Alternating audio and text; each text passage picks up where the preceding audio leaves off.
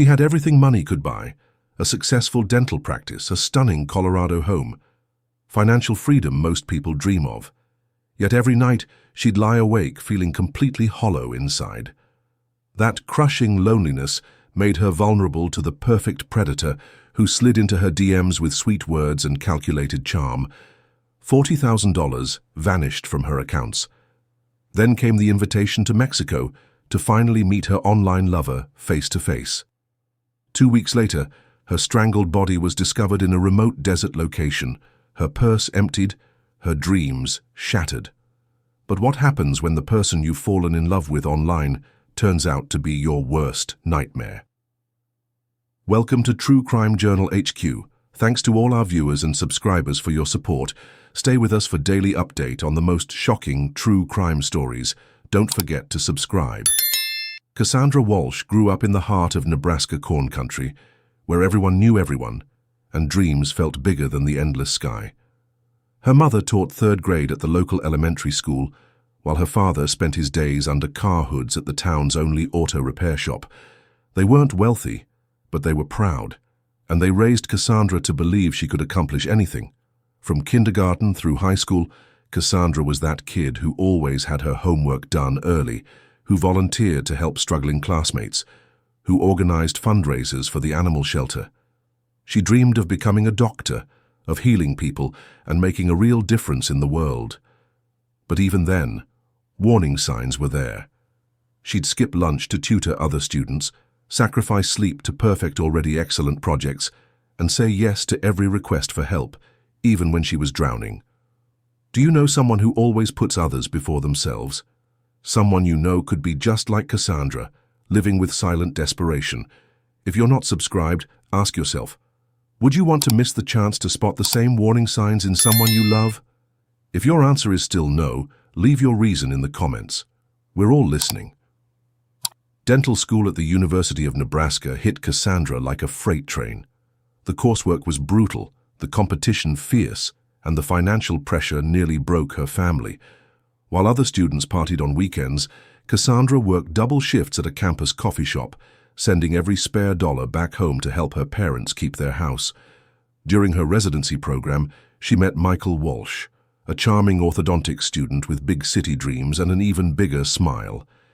He was everything small-town Cassandra thought she wanted: sophisticated, ambitious, confident in ways she never felt about herself.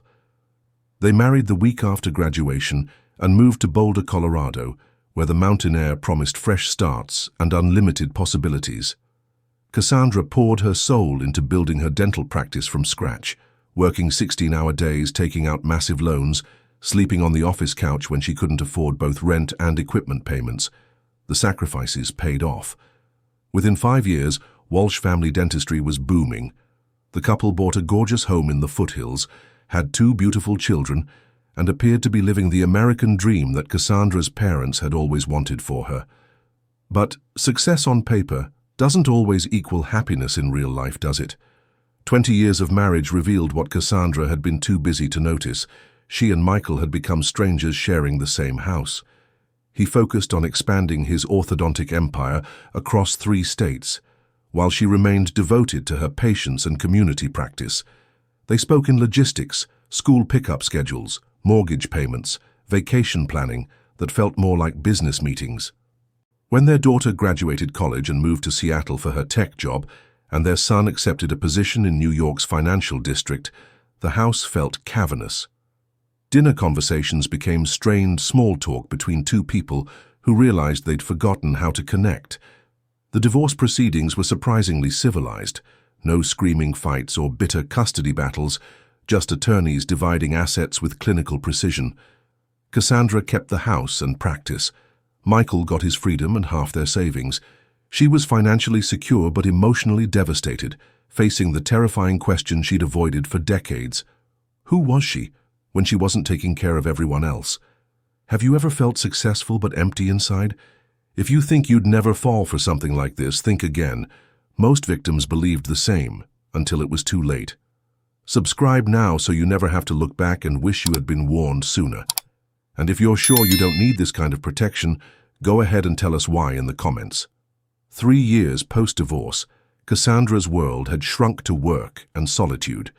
Dinner invitations from married friends felt awkward. She was the odd number at couples' game nights, the third wheel on restaurant outings. Work became her refuge, but even 16-hour days couldn't fill the silence waiting at home.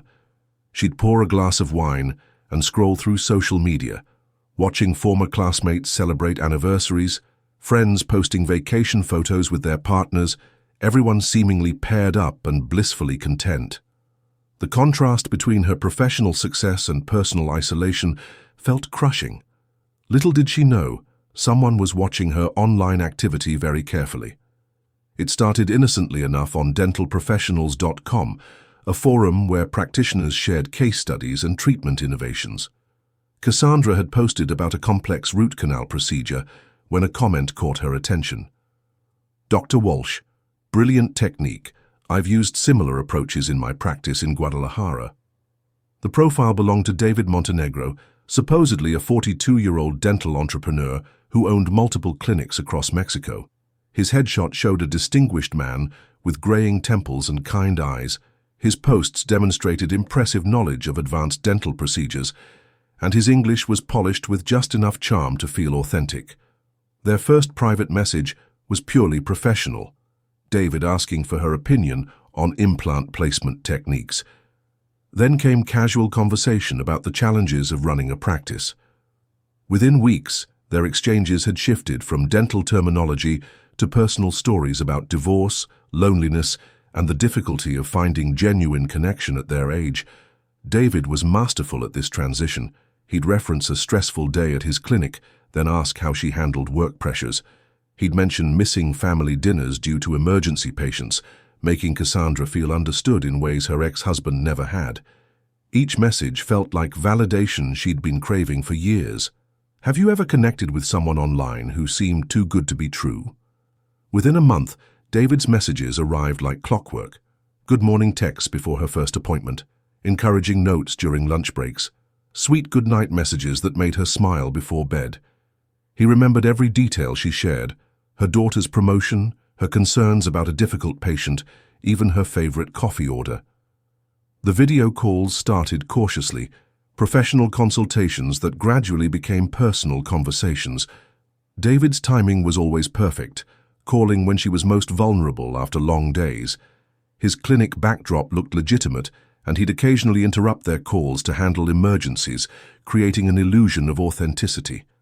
Then came the flowers, a stunning arrangement delivered to Walsh Family Dentistry with a card reading, "For the most brilliant dentist in Colorado, your dedication inspires me daily.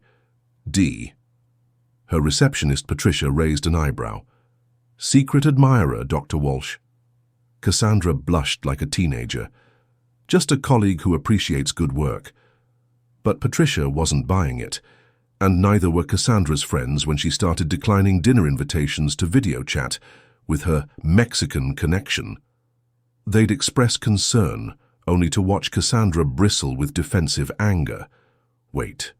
What? The red flags were there, but love can make us blind, can't it? Romance scammers are getting smarter every single day. Missing even one detail could cost you everything. Subscribe now so you're armed with the knowledge to spot them before they strike.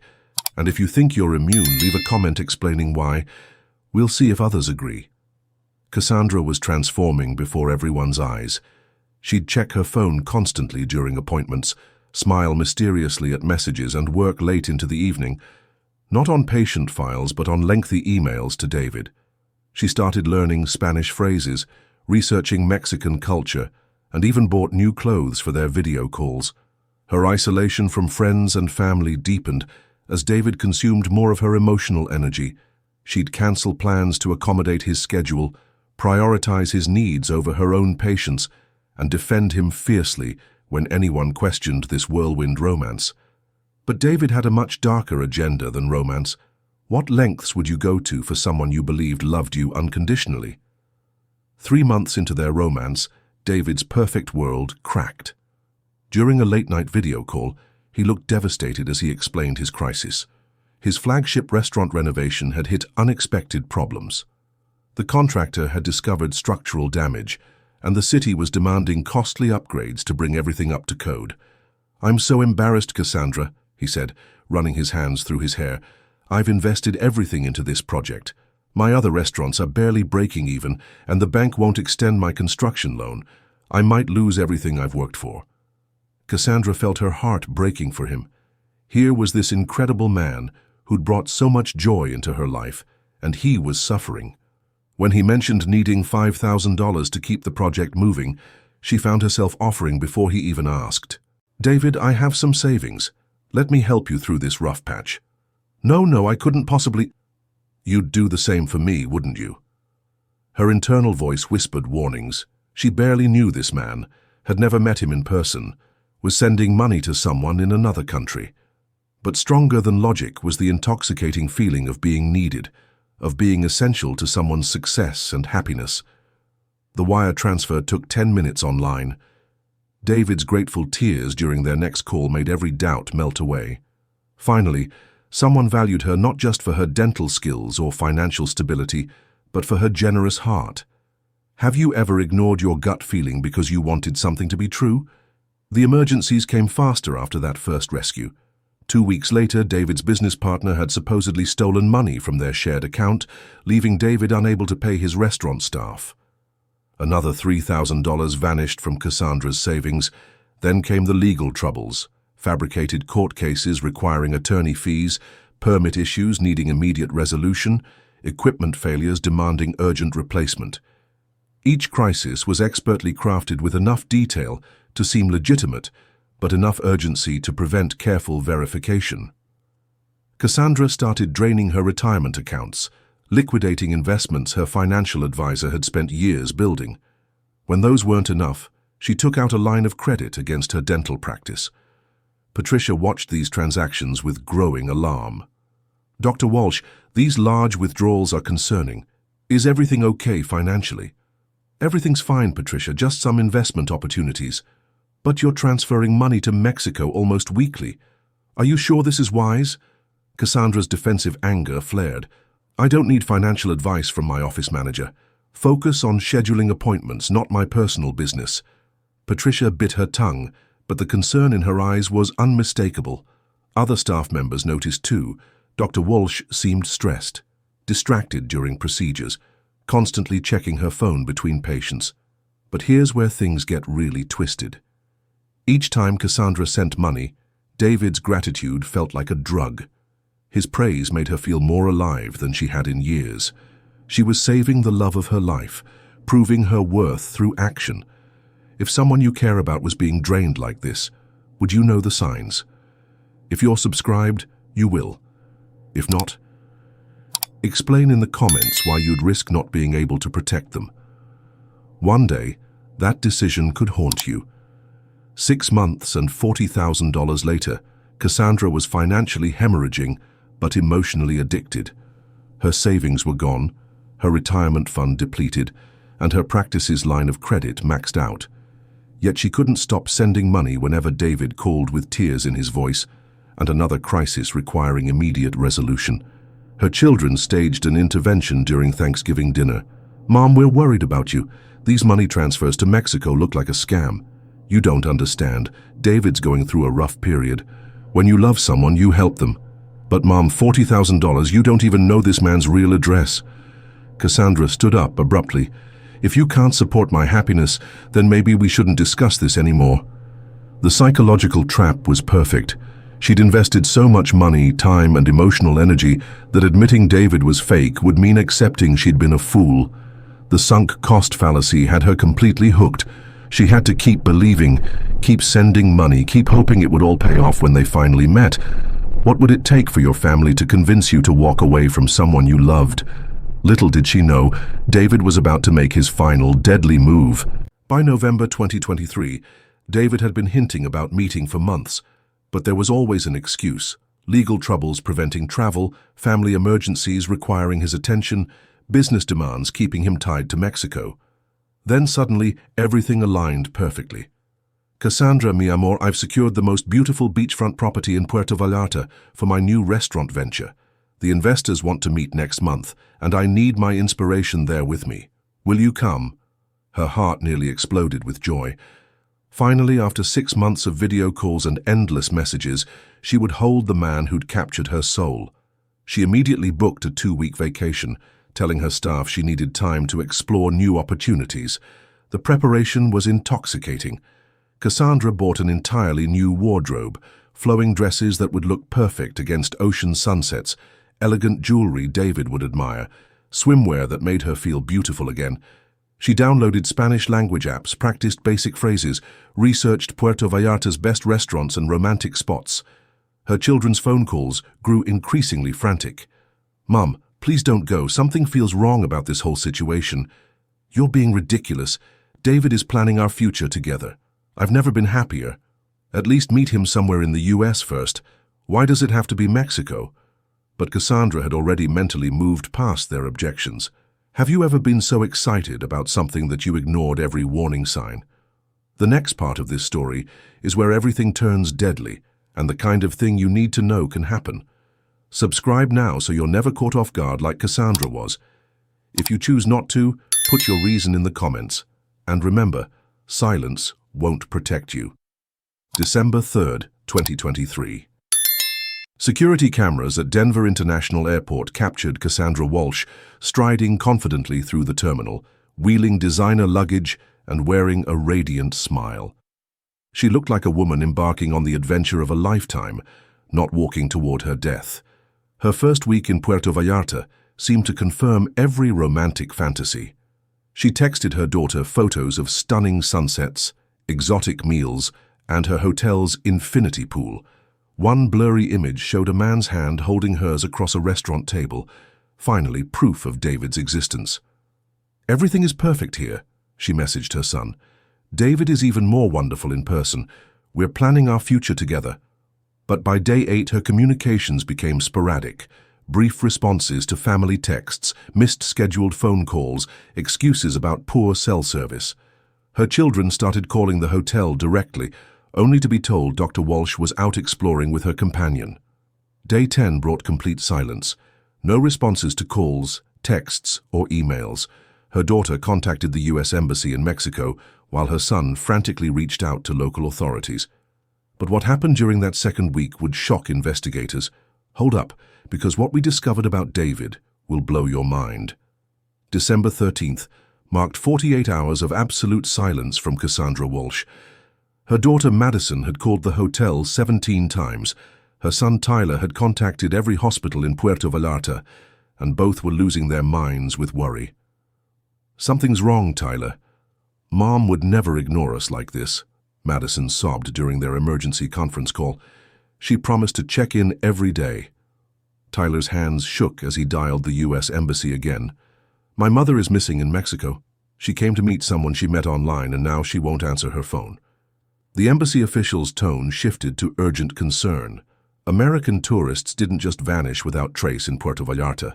The city depended too heavily on tourism to ignore missing persons cases. Local police were contacted within hours. Detective Carlos Hernandez arrived at the Hotel Playa Real, where Cassandra had checked in 9 days earlier. The front desk confirmed she'd left with a male companion on December 11th and never returned. Her room remained exactly as housekeeping had left it, her clothes neatly folded, her passport in the safe, her return flight scheduled for December 17th. The investigation officially began, but deep down, everyone feared they were already too late. The helplessness her children felt was crushing, stuck thousands of miles away while their mother faced unknown danger. Detective Hernandez's team made their first breakthrough within 24 hours. The dental forum profile, the restaurant stories, the elaborate business ventures, all of it was fabricated by a 42-year-old career criminal named Alejandro Vega. Vega had no dental background, no restaurants, and no legitimate business interests whatsoever.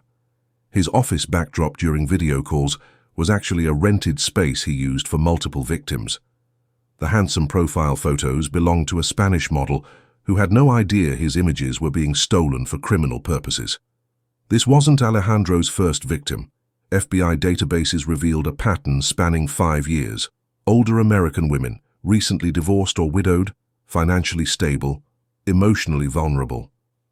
He'd perfected his technique across at least 12 documented cases, stealing hundreds of thousands of dollars from women seeking genuine connection.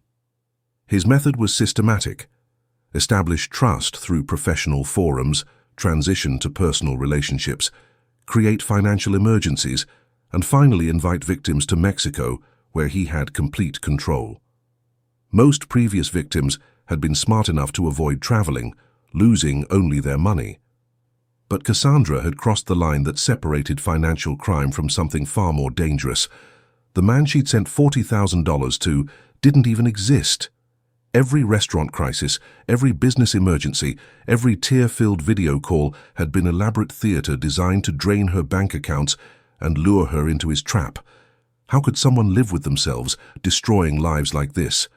But Alejandro Vega's criminal history revealed a man completely devoid of empathy, someone who saw vulnerable women as nothing more than profit opportunities. On December 15th, local farmers found Cassandra's body in a remote area 20 miles outside Puerto Vallarta.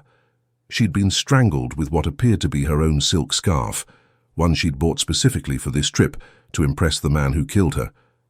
The coroner's examination revealed she'd fought hard in her final moments.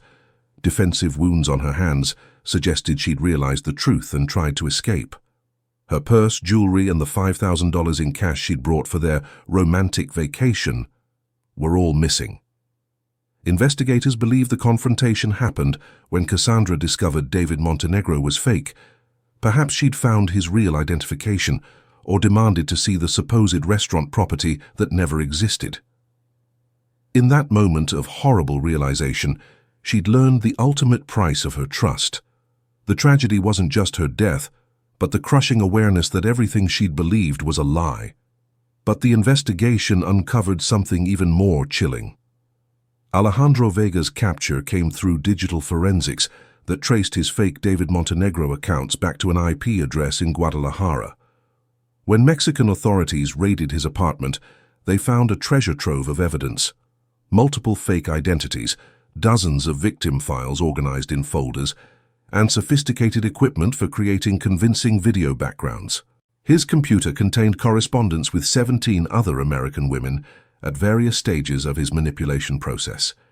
Some were just beginning to trust David's professional advice, while others had already wired thousands of dollars to his network of accomplice accounts. The investigation revealed this wasn't a lone wolf operation.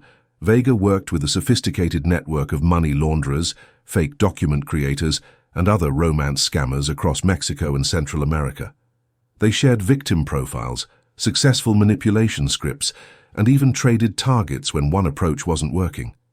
International cooperation between FBI cybercrime units, Mexican federal police, and Interpol led to the arrest of 7 additional suspects. Bank records showed the network had stolen over $2.3 million from vulnerable Americans over 3 years. Vega was charged with first-degree murder, multiple counts of wire fraud, and international money laundering.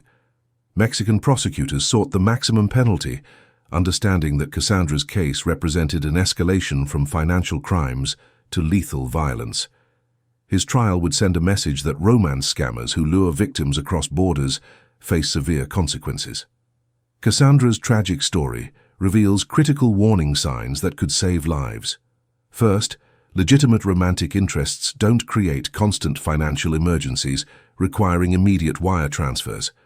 Real relationships develop gradually, not through urgent demands for money. Second, loneliness creates cognitive blind spots. When we're desperate for connection, our judgment becomes compromised.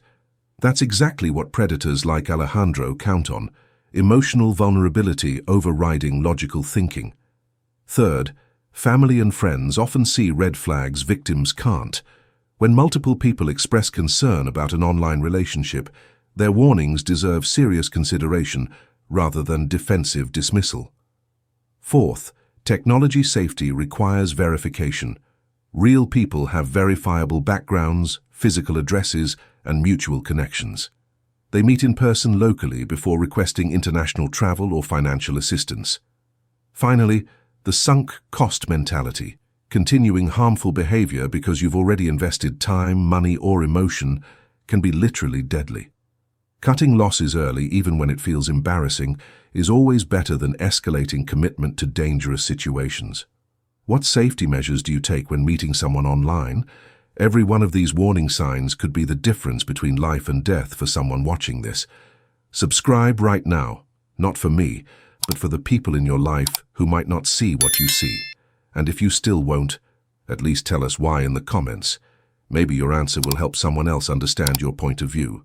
Cassandra's story has become a powerful educational tool for romance scam awareness. Her children, Madison and Tyler, now work with the FBI to help train investigators recognizing romance fraud patterns.